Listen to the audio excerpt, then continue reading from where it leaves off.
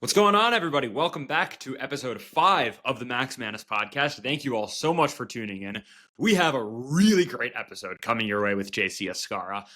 He's obviously burst onto the scene super fast and been so likable from anyone who hears his story that how could you not root for the guy?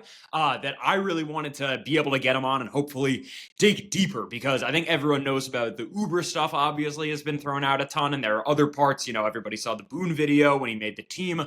But I really wanted to know about the other parts of his journey that maybe he hasn't gotten as much of a chance to talk about 10 years grinding across various baseball leagues. The dude has a lot of stories. I'll tease one. There's a story that he tells. All I'll say is there's an ultimatum that he gave a coach that was the type of story that I envisioned hopefully having players come on and share when I launched this podcast. That it's well worth the listen. We talked a whole lot about his journey and how he got to where he is. We talked about kind of how the Yankees changed his game and his framing and catching development. We talked about catching. We talked a while about Max Fried, but about kind of Yankees pitchers as a whole and the differences in catching different guys, what his game day looks like when he's preparing for a 7:05 p.m. game, how it's different with different pitchers.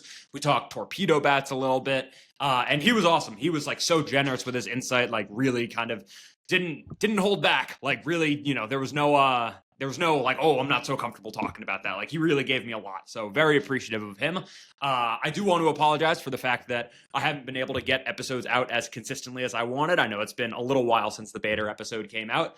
Certainly going to be a priority of mine moving forwards. I think at least for the start, I wanted to focus on players largely, but I think now that I've kind of found my groove a little bit, I want to start expanding into some different areas of the industry, some media people, maybe some coaching, analytics type stuff. I want to continue doing players, of course, but I want to be able to find a balance of those. So I'll drop a little teaser for the people. I do think our next guest is going to be Jeff Passan, which is going to be awesome. He's someone that a lot of you might know is a huge mentor of mine, which is an absurd sentence for me to even say out loud. I want to shake myself and realize that I'm not dreaming when I get to say the fact that Jeff Passan is someone that I get to text on a pretty regular basis and kind of pick his brain about different things in the industry, career stuff, just the direction of the sport as a whole. He's always been so generous to me with his time. And from the moment that I launched the podcast, he was one of the first people that I wanted to pick his brain for advice. And he told me off the jump that he would be happy to come on, but I wanted to save him for a little bit until I found my footing a little bit. So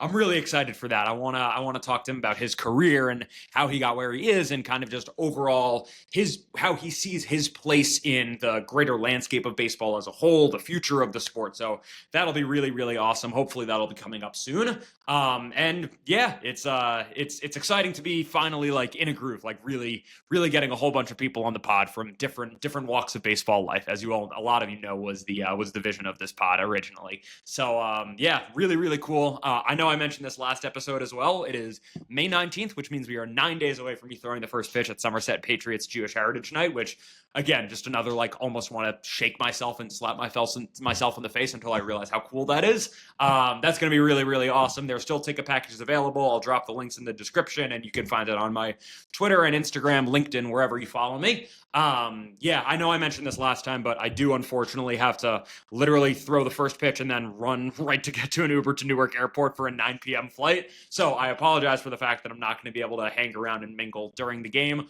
Hopefully, one way or another, it'll work out to be able to catch some people beforehand. But really, really incredibly appreciative of the fact that anybody would take time out of their day to make the drive to Somerset to just come see me. It's a pretty crazy thing for me to comprehend, that there's people out there that are pulling me for me hard enough that they want to do that. So greatly, greatly appreciative of all of you. Hope to do much more cool stuff like that soon. And without further ado, let's get into the interview. What's going on, everybody? Welcome back to the Max Manus podcast. Our guest today is someone that, man, this dude, I've never seen someone go from just a name that people are kind of starting to pick up on a little bit, who's this guy, to just being beloved by Yankees fans. And I can't imagine what his experience has been like. And we're coming off an awesome walk-off win against, not walk-off, but it might as well have been a walk-off with how much the stadium was rocking. So JC Escarra, what's going on, man? What's going on, Max? Happy to be here. Thank you for having me. Yeah, absolutely. So I guess just take me into where you're at right now, because you're this dude that's been like, let's say a kind of minor league catcher for so long, going through the grind, finally get to the bigs. And it feels like, especially in the last couple weeks, it's like one night you're walking it off against San Diego. Last night, the Subway Series against the Mets. Like, are you just looking around at the stands every night, just like in awe? Like, man, like this is incredible. Yeah, it's incredible. It's incredible. At first, everything was moving just so fast, just from just how different things and just how my life has changed just from one night to the next. Um, but I'm really getting comfortable now, getting comfortable, with my role, with my team, and at the end of the day, just winning ball games. Winning ball games is something that I've been doing for a long time already. So doesn't matter the stage, doesn't matter who's it against. At the end of the day, it's a baseball game, and I'm here to help my team win. What's helped you become comfortable so far? Are there certain guys in the clubhouse that have like kind of taken you under their wing? Yeah, I mean everyone's just been so great. Me, obviously, as a catcher, I got Austin Wells there next to me, giving me confidence and just he's a young guy, but a guy that had already gone through the things that I'm going through right now. So I'm happy to have him there. Obviously, Aaron Judge, our captain, and yeah, we're a close knit of guys, and you know I'm just so happy to be part of the New York Yankees right now. Yeah, dude, I can only imagine. So I want to get like your side of the JC Escarra story because everyone's throwing out like the Uber is the big thing that everyone's hearing. There's the substitute teacher stories. There's all these stories. Like obviously everyone saw the video when Boone told you that you made the team and that blew up and that went everywhere. But I'm sure that there's so much of your story that you feel like, man, like I grinded for what, 10 years, like even more. Like, I'm sure there's so much that you feel like, man, people don't even know the full story. So I guess what are the parts of your story that you feel like people should know more about? Yeah, I think that what people should know more about is just my journey, which what didn't wasn't just in the minor leagues. I've played everywhere in every league under the sun, indie ball, Mexican leagues, winter leagues, all that just to get noticed by major league scouts, by affiliated major league teams, and just to give me that next shot. But some stuff about my stories that people don't know is I was never a catcher. I played 5 years as a first baseman only with the Baltimore Orioles. Made it all the way to AAA, but unfortunately, just my bat wasn't enough, to get that promotion up to the big leagues. And then, at 28 years old, I got released, and I told my agent, "Hey, find me an indie ball team where I could start catching." And I feel like that's what ultimately changed my career. But it's a very risky opportunity to take to start a new position at 28 years old. But yeah, started catching at an indie ball and picked it up rather quickly. And now I could say that as a major leaguer, I'm one of the best doing it. So that's it's awesome. That story is awesome in itself. Yeah, dude, that's incredible because you say learning in a new position. It's not like you're like a shortstop going to like second or third. Like catcher is like you got to Completely learn different. like yeah. So like, did someone plant that idea in your head? Was that you just being like, I'm doing this? Yeah, so no, I got drafted by the New York Mets out of high school as a catcher. So I was gonna be one of those like Real Muto, Buster Posey, like converted catchers. I was always an infielder. I was a third baseman in high school. Um, that's why first base, third base, it comes easy to me. And that's the position I played my whole life. So I got drafted as a catcher out of high school, and in college. I dabbled a little bit, caught bullpens and stuff like that, but was never, the catcher of my college team, FIU. So, I looked around at the other catchers and throughout the minor leagues that I was playing with, and I'm like, man, like if they could catch, they can't hit, but if they can hit, they can't catch. You get me? And the guys that do both are the superstars in the major leagues. So I just bet on myself. I bet on myself that I was able to pick it up quickly and do both, and here I am. So, what happened after you decided you're going to catch? What was your first stop after that? Yeah, so my first stop was indie ball. It was in Kansas City. It was called the Kansas City Monarchs, in the American Association. Killed it there. Went on to play in Puerto Rico, winter ball. Did great as well. But unfortunately, that year I got married. I bought an apartment, with my wife, had a mortgage for the first time. So, like my financial situation wasn't very great. Had no job, had no offers from anyone. So it was either retire and or go back to indie ball. I couldn't go back to indie ball because I was making $400 every 2 weeks. Mhm. So I reached a crossroads that I had to make a decision. So those 4 months, that's when I picked up the Uber driving, substitute teaching. I also had more jobs. I was also coaching an 8 and under baseball team, um, which that was the most consuming, time consuming job that I had because they had games every day, they had practices every day that I had to be at. Let me see what else. What was I doing? I was doing private lessons, catching lessons at the public park. Um, and then one more. I had a friend that he had a flooring business, so he would send me out to the locations to get the measurements of the floors, and I'll shoot it back to him. He'll send me a couple $100. So yeah, I was doing all that, just to survive and pay the bills for me and my wife. So I really did reach a time in my life that I was gonna retire. I was at the point of it, and ultimately, I spoke to my wife, and God put it in my heart to give it one more year. We made a pact that if I went back to indie ball, um, that if I was able to just pay for my mortgage, we would figure out the rest. So it's those decisions in life that that are risky, and but it was worth the reward. Yeah, absolutely, man. Testament to your wife because that's a tough spot to be in. Like you're saying, I think there's a lot of like even dudes who aren't athletes, people who just work regular jobs that hear that and they're like, yeah, the struggles of bouncing job to job, getting married in between all these things. Like you must have had a really strong support system around you of people that were telling you like, no, man, like keep pursuing this dream. There's something here.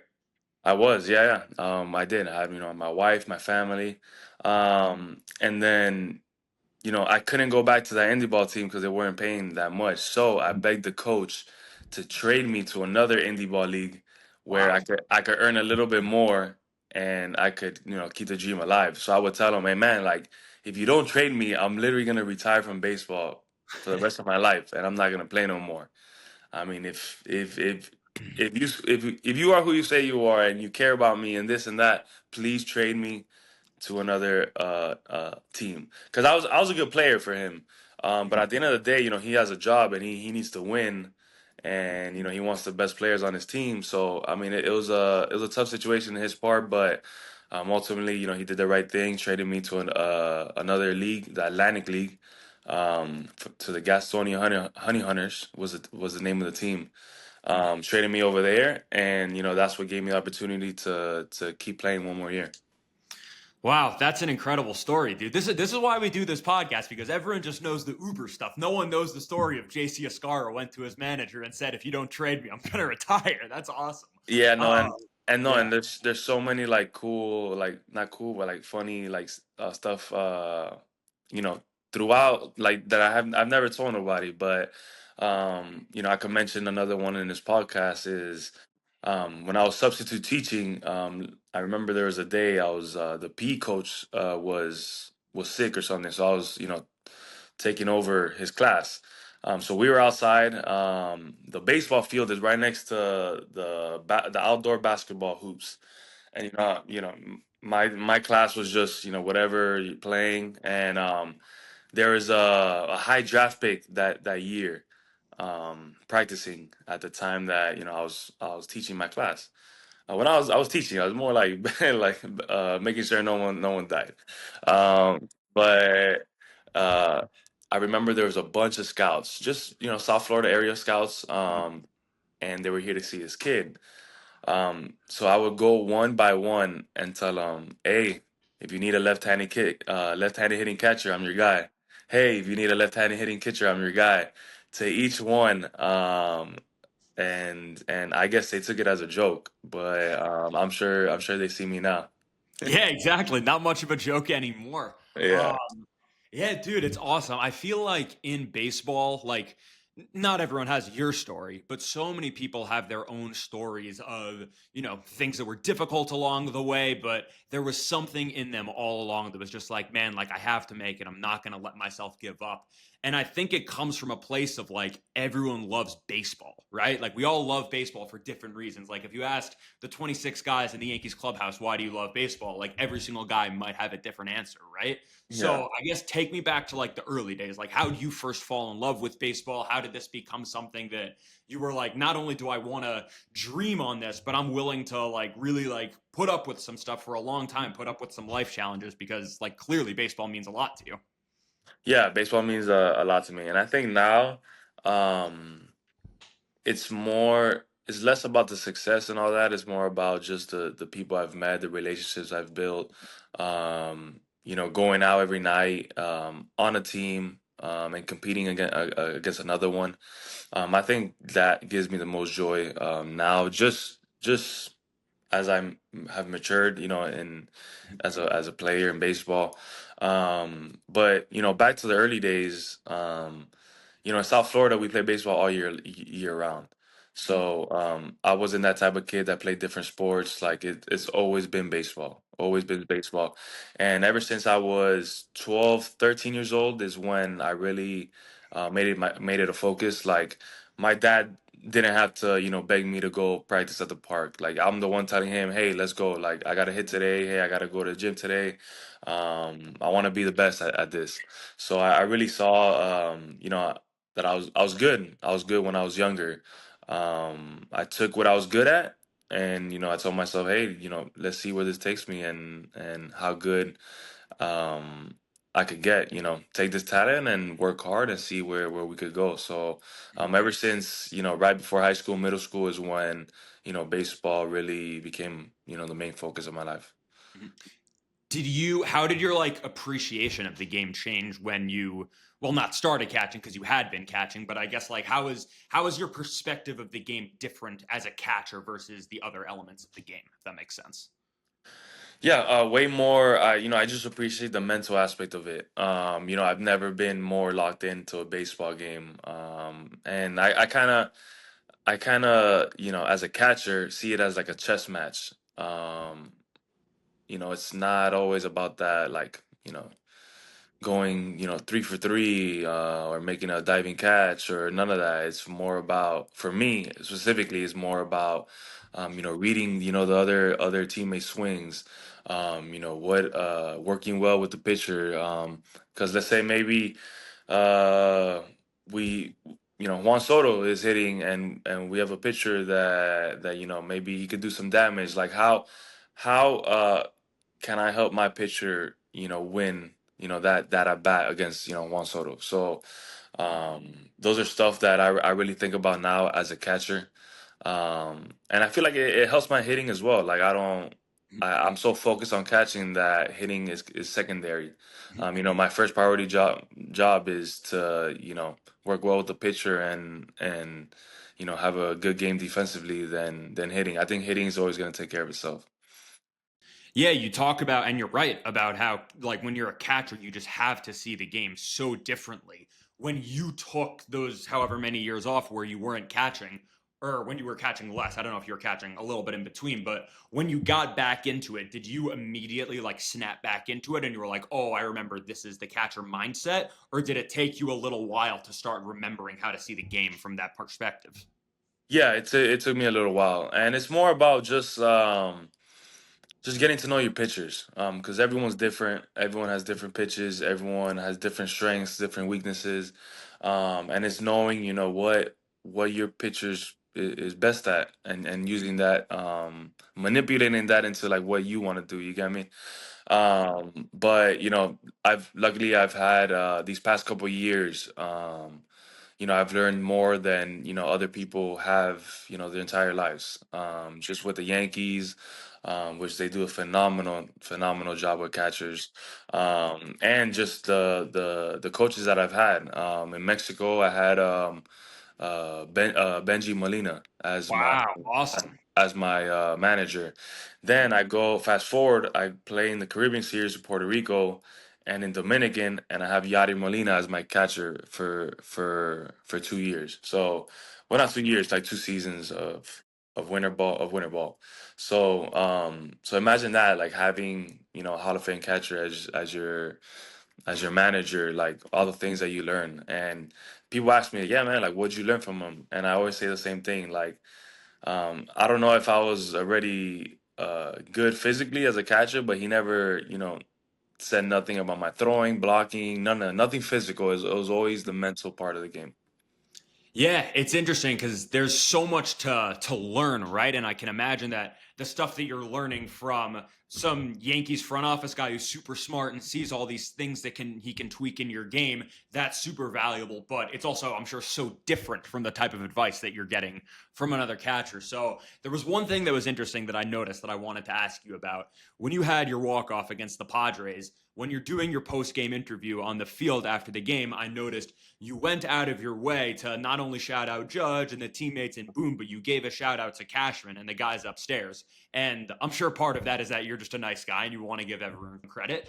But I'm sure part of it also is that there's some guys in that front office that clearly noticed something in your game that they were like, hey, dude, if we can take this and tweak it a little bit and make it this, you're going to go from here to here as a catcher, and then it's going to be game over. Then we're really cooking with something. So I guess talk to me about what the Yankees changed about your game, and you talk about how the Yankees are phenomenal with catchers. I guess just give me a deeper dive on that.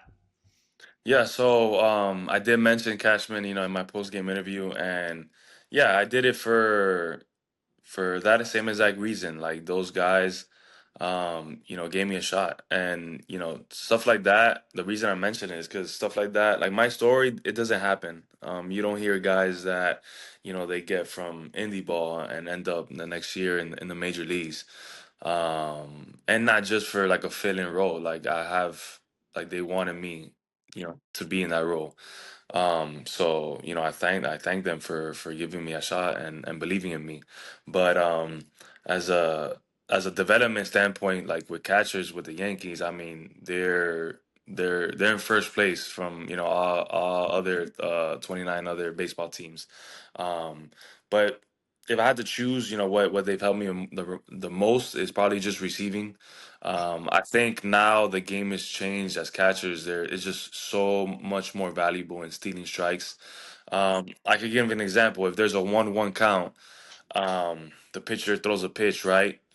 I steal a strike, or let's say I don't steal a strike. It's a ball. Now the count's 2-1 in favor of the hitter, and the whole count changes, and the hitter is in an attack count. Okay, let's say I do steal that strike, and it's 1-2. Now the hitter's in a defensive standpoint, and we're ready to strike him out. He's ready to chase or whatever. There's a lot of numbers that go behind it, but we influence the game so much to that a fan doesn't really see. So that's why nowadays, like there's so many like numbers and analytics going into like catching, and that's what makes us valuable in today's game. So all that being said, the catchers are the best in producing the best receiving catchers in the game. So that's something that I've done great at, and something that makes me valuable right now. Yeah, people talk about Tanner Swanson and the moment that the Yankees hired him as kind of just like a really like groundbreaking, like everything changed moment. Talk to me about like your game plan when you're getting ready to catch a 7:05 p.m. game. I'm assuming you're working with Tanner like throughout the day on game plan and different things. Like talk to me about what that looks like. Yeah. So yeah, Tanner, man, that's my guy. I can mention some other guys down in the farm as well. Gersh. and Aaron Bossy. Just those three guys have really, for my journey, have really made an impact. But yeah, 7:05 game. I'm obviously, there early doing my routine, doing my catching, prepping with the pitcher, what our game plan is. And then, specifically catching just with Tanner before the game, we're looking at, who's pitching that day, how do their pitches move, what my setup needs to be that day for specific pitches, just because, I'm trying to make, like, if there's a ball here and a ball here, I'm trying to make it look like a strike. Like, let's say this is a strike and this is a ball. I gotta make this look like a strike. But in the heat of the moment of me like ripping it, like to the human eye, it looks the same. So that's how we influence the strike call. So it's a lot of stuff that people don't think about, but we're doing and we're using every little detail just to influence the game. Yeah, dude, it's cool to hear how much you value like the data and the numbers side of it because I think for so long there was this huge disconnect between athletes and like the front office like nerds where there were a lot of athletes that would be like, "Oh, like, those Ivy League guys with their iPads and their spreadsheets, like they don't know anything." And it feels like we've reached a point, I think across sports, but especially in baseball, where a lot of players realize like, man, like those guys are going to have insights and ideas and things that I can do to better my game that I'm not necessarily going to come across by myself. And if I don't take those guys advice and let them have input, like I'm preventing myself from being as good as I can be. Exactly, exactly. So yeah, I believe in it. Obviously to a certain extent. But at the end of the day, we're all human. It's a sport. And there's gonna be those instances that the numbers can't really tell you what the outcome is gonna be. But I'm all for using both of them. Yeah, absolutely. What's the biggest differences between catching a big league staff and like a minor league or a winter ball, like all your 15 stops along the way? What's the Yeah, biggest difference between catching a big league staff? I think obviously just more matured men, and more matured as in their game. Um, they've done it, especially on our team. Our pitching staff, they've done it at a high level for a while now. So I'm not there to tell them what to do and how to do it. We're there to work together. So when I meet with Max or Carlos or Gary. I mean, he's hurt right now, but those are guys that we collaborate. We come up with a plan together, and that's the best thing that we could do. Does each pitcher that you catch, starter, reliever, anything, do they all have like their kind of own their game plan of the way that, again, going back to the 7:05 you're catching, what does your afternoon look like? Like, is your warm up session and just the full day with Max, how different does that look from Carlos or Will Warren or Yarbrough or any one of these guys? Yeah, so everyone has their first. I do my homework. They do their homework, and then the coaches, the pitching coaches, and we all come together and see what the best plan would be. Everyone chimes in. They could be talking about, hey, they want to do this, and I'll chime in, hey, that's cool, but I think this works better, in this count, stuff like that. We collaborate in that aspect. Everyone, does their homework differently. Some more than others, obviously. Some guys, put all their trust in me. So they're like, hey, whatever you call, that's what I'm throwing. Some guys, wanna do it all themselves. Like if they're gonna go down, they're gonna go down, with what they want to do. So they reached. We've all reached a level that um, that they do what they want to do. Obviously, right? We're in the big leagues. You're a grown man. You got yourself here. Um, you know, you do what you got to do. So to summarize it up, yeah, everyone has their different ways of doing it. Mhm. Are there guys that you're in the big leagues with now that you were with in the minors? Like, I'm trying to think. I'm sure you and Warren must have overlapped at points in the minors. Yeah, Are there guys that you've kind of like worked with for years in the past? So now it's almost like it makes it so much easier because it's like, oh, like we know how each other function already. for sure. Yeah, Warren, definitely. But I think that's it. That's pretty much it. Just because he's a younger guy. Um, but more position players that I've played with, like Ben Rice and Jason Dominguez, Peraza, some of those young guys. But as a pitching staff, no, just a few of them. Maybe a few relievers. I've caught some bullpens and stuff, but right now I think I've already this year I've already caught all of them in a real game. The whole pitching staff, and all the relievers. So I feel pretty comfortable in working with all of them right now. It must be really cool for you to see, especially a guy like Ben Rice that also has his own unique story and like kind of grinded through the minors, but like kind of got scouted in a very untraditional way. It must be so cool for you to like be in the big leagues with this guy now, and he's hitting like tanks every other night, and it's like this is a dude that also he wasn't like super high draft pick, massive signing bonus type guy. Like this is a dude that kind of also had to make his own way. It must be really cool for you and Rice and Dominguez and these guys that kind of went through a bunch of the steps together to kind of like all be in the big leagues now. And it's like, wow, we really did this thing. Yeah, it's pretty cool. It's pretty cool that we all have our own stories, and our stories of perseverance and just confidence. But it's cool. It's cool that the Yankees, especially the Yankees, that they're known for just going in the market and just getting the best players. That that now they're creating the best players. You get me? Not just other teams, just spending millions on the best out there. But it's pretty cool from a whole organization standpoint. What the Yankees are doing.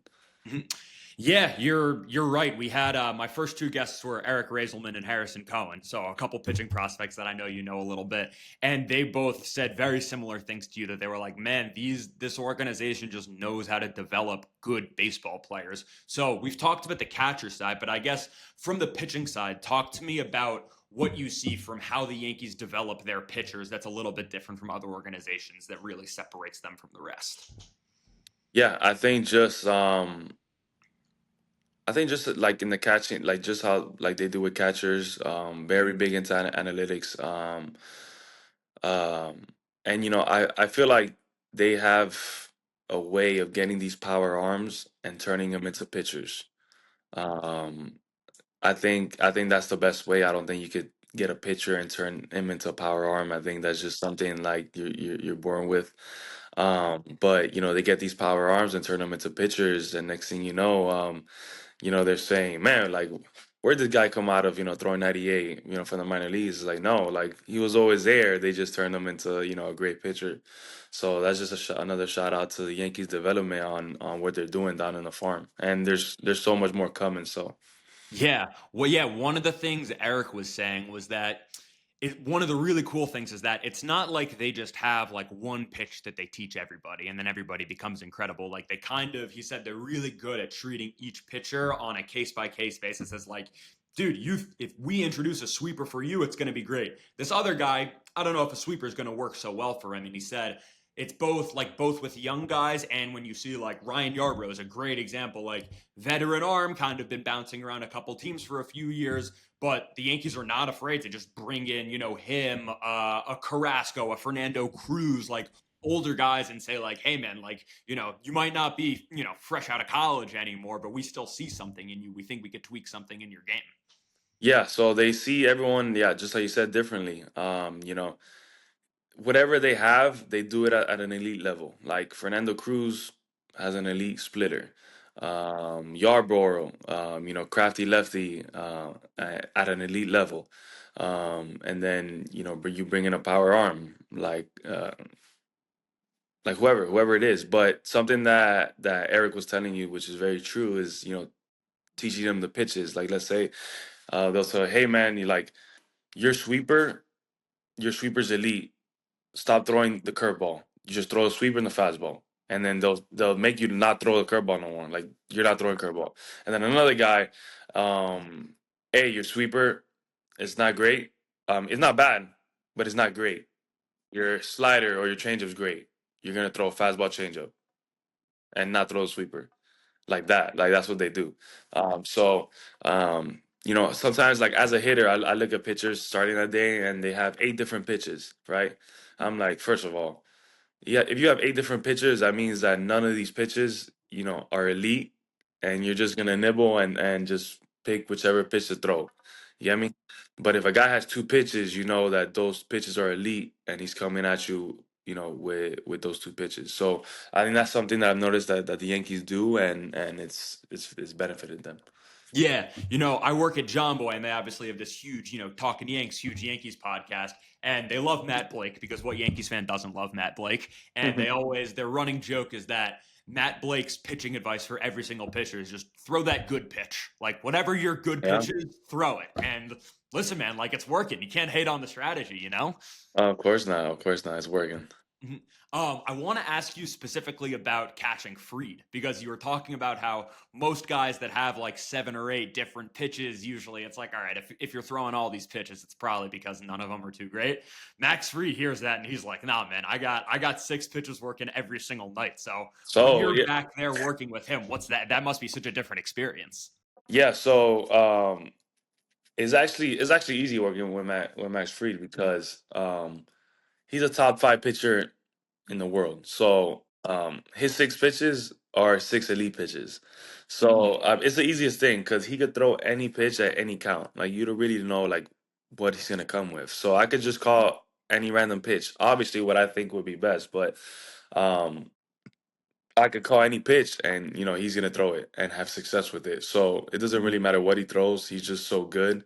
Um, just one of those guys that just has it, and it's fun to watch him, so far, because even his not so great games are amazing, are great games. Yeah. So um, uh, we've seen him go 7 innings, 1 hit, and we've seen him go 6 innings, 1 run, which compared to the 7 innings, 1 hit, 0 runs, it's not better, but it's we still got to win that game. We still got to win that day, and he pitched great. So wow, what a talent he is. Yeah, I tweeted it last night that we're already taking it for granted that we have this incredible lefty starter that like last night he goes 6 innings, 2 earned runs, and every Yankees fan was like, okay, fine, we'll take it. It's That's what like, I'm saying. And yeah, then you know how much like we were killed for it's that it's a couple of years it's a ago? of course it's a great game, and it gives us a chance to win the game. And look what happened. We won the game. Yeah, he's also just you can tell. I think there's something to like any Major League Baseball team that gives a pitcher 7, 8, 9 year deal. There's always like an element of risk of like, how's this guy gonna age? Is he gonna get hurt? With Max, you kind of look at him and it's like he's not this power arm that his elbow's gonna snap any day now. Like his style of pitching and kind of just his tempo and the way he controls the game really strikes you as a dude that like he could be out there 36, 37 years old, still giving you quality starts. And it feels like even if he does, because, all pitchers, unfortunately, it feels like we're reaching a point in baseball where no one should be stunned if any pitcher gets hurt. But it feels like with Max, if that were to ever, God forbid, happen, there like his stuff kind of works in a way where when he comes back, it's not like, oh, if he loses 2 miles an hour off of his fastball, like he's done. Like he really has that repertoire of a pitcher that you feel like is going to age well. Yeah, and I think just on top of that, which I agreed with everything you said, was just how athletic he is, and his body. Uh, slim body, athletic, could run, could jump.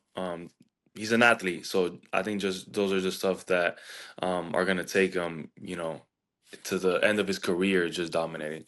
Mhm. Yeah, it must be really cool for you and for like all the guys in the clubhouse that between Cole and Freed and Rodon and all these guys, like not only does the team have good pitchers, but they have pitchers that are really smart and have like been around the block a couple times. And like Rodon, the type of pitcher that he was in San Francisco and Chicago when it was just fastball slider, like, kind of just 2 pitches, that's that. He kind of got to a point where he was like, my stuff has changed. It's, I got to introduce some other things. And that's so different from Garrett. That's so different from Max. It must be really cool, and you must appreciate it extra as a catcher that every single one of these pitchers probably has just so much different insight that they've gleaned from over the years from being really smart and just from being like different types of pitchers. So they're different types of pitchers, and what I love most is that they're always finding new ways to get better. And I love seeing Carlos right now just dominating and finding ways to be successful because he's doing a great job. Mhm. How much do you credit that to like Matt Blake? Are there other pitching guys that people might not know about that deserve a shout out for like helping take the Yankees pitching from here to there? Yeah, well, I mean, it's my first year, so Right. Fair enough. yeah, I know some guys, but not really. May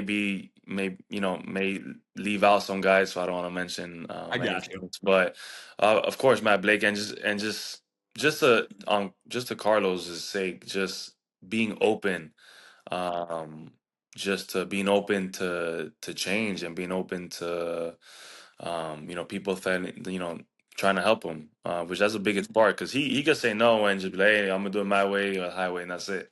But he's open to what other people have to say to try to help. Yeah, absolutely. So we did a lot of pitching talk, a lot of catching talk. I want to talk to you about your bat a little bit. You started using the Torpedo bat recently. That obviously kind of like blew up and became this whole Yeah. story that everyone's debating. Like, does this deserve this much attention? Is it huge? But like, give me your take. Why was it a change you decided you wanted to make?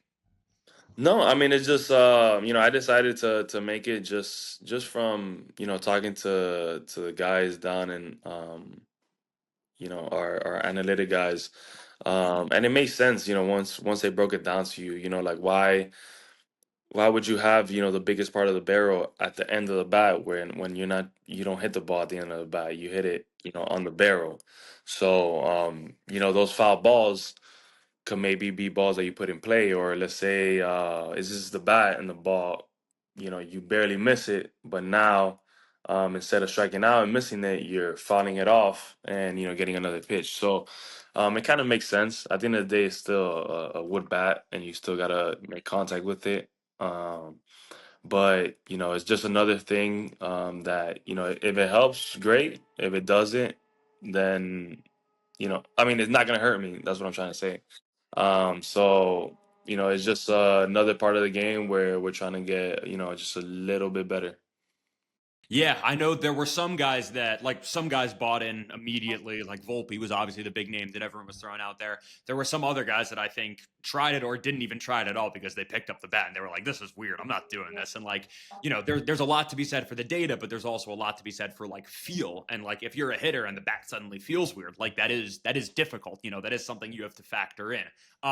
Was there like an adjustment period for you when you first picked it up? Was it like, oh, this is a little weird? Yeah, it's a little weird, but they do a great job. What they do actually is they get the bat that doesn't feel weird, that you're comfortable with, and they custom make it. So they put the same feel, the same weight balance, the same handle. Um, all it is just with a different, where the barrel is on the bat. So they try to make it as similar as possible to your regular bat. That's pretty cool. It's funny that I remember, like, I'm Jewish. I keep Shabbat, like the Sabbath, so I don't watch games on Friday nights and Saturdays. And I remember getting back on my phone that Saturday night, and first off, it's like Yankees scored 20 runs today. Like what? And then I was like, wait, what's this new bad? I'm reading all these updates, and it's funny because when you read the idea, it sounds like so obvious, and it's like, how's baseball been around for so long, and no one ever bothered to say like, hey, maybe we should move the big part of the bat to the part of the bat that hits the baseball It's most. so simple, but yeah, it took a while for Yeah. someone to notice that. Yeah, it's funny. It's another one of those things that like, man, like these, you clearly you agree and you have a lot of respect for these analytics guys and the front office guys that for as much as like the drunk fans in the bleachers want to be like, oh, these nerds, they're ruining baseball. Like, I don't know, man. You have baseball players now that are saying these guys know what they're doing. So maybe we For should listen to sure. them a little bit. Yeah, just I mean, we're trying to be the best on the field. They're trying to, help their team be the best in any which way. So, everyone has a job, and I'm sure you want to have, obviously you're doing podcasts now. You want to have the best podcast, in the world. You want everyone to watch it. So, it doesn't matter what you do. or what job you have, you want to be the best at it. Yeah, absolutely. It's cool that the Yankees really don't cut corners. It seems like every single thing they do. It's like, man, we might have one person who's in charge of like the. I remember there was some when there was like a lot of drama about the front office a couple of years ago. There were all these debates of like, how big is the Yankees front office actually? And there were people that were saying like the Yankees employ dudes who live in like Australia that they tell them your job is just like study the science of bat to ball contact and what that interaction is like Yeah, and tell us what you find. So it's pretty cool. yeah, Uh, yeah, yeah, and that's what makes us the Yankees. I think everything is upheld to high standards. So yeah. Is there anything else about just like being in the big leagues so far that you were like, man, like I thought it would be cool, but this is like, oh, I didn't anticipate that being that cool. I think just everything, the whole life, just the lifestyle in itself. Just you, man, what could I say? It's all it's hyped up to be. You're eating the best food. You're staying at the best hotels. You know, chartered flights. Everything that you need. You know, if you need a massage, if you need sauna, steam room. You know, there's everything you could think of. So just all that being available, it really gives you everything you need and um, everything that you would want to help you succeed. So I'm living the dream right now. Yeah, it's awesome, dude. I'm sure that goes without saying, but I'm sure that your journey and all the minor league ballparks that maybe weren't serving 5-star food and maybe didn't have all the steam rooms and all that. I'm sure it makes you appreciate it all the more now that you're like, man, the grind was worth it. Of course, yeah, yeah, and what makes it even more special is that even if I wasn't here right now, I would have I would have never regretted it. I would have still done it the way I did and keep chasing it. So that's what makes it more special right now.